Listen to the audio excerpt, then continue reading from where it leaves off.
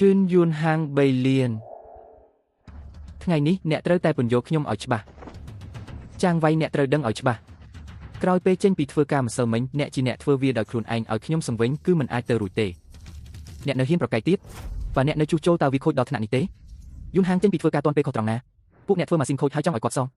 យប់មិញគឺលោកប្រធានចាងជាអ្នកធ្វើស្ងាត់មាត់ម៉ាស៊ីនខូចព្រោះគាត់ធ្វើការមិនយកចិត្តទុកដាក់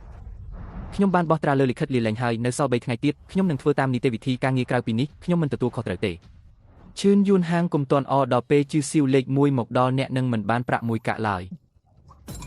បានខ្ញុំនឹងរងចាំមើល3ថ្ងៃចុងក្រោយនេះខ្ញុំនឹងធ្វើការប្រគល់ការងារឲ្យចប់ប្រគល់ការងារអេរីយ៉ាបបែបនេះមិនស័ក្តិសមនឹងនៅរោងជាងទេចាប់ពីពេលនេះទៅបន្ទប់លុយចំហាយទៅទីនោះស័ក្តិសមនឹងអ្នកខ្ញុំនឹងឪពុកជាមនុស្សពីចំនួនញើសឈាមពាក់កណ្ដាលជីវិតគឺនៅទីនេះពិតជាចាត់ចែងខ្លួនឯងឲ្យចូលមកមែនប៉ារ៉ាម៉ែត្រកូដកំហុសនិងកំណត់ត្រាជួសជុលរបស់ម៉ាស៊ីននីមួយគឺនៅទីនេះទាំងអស់ឯកសារប្រគល់ការងារគឺនៅខាងក្នុងនេះ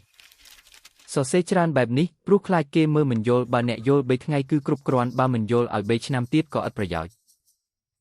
ឥឡូវជាសម័យឆ្លាតវៃចំណេះដឹងទាំងអស់គឺនៅក្នុងប្រព័ន្ធ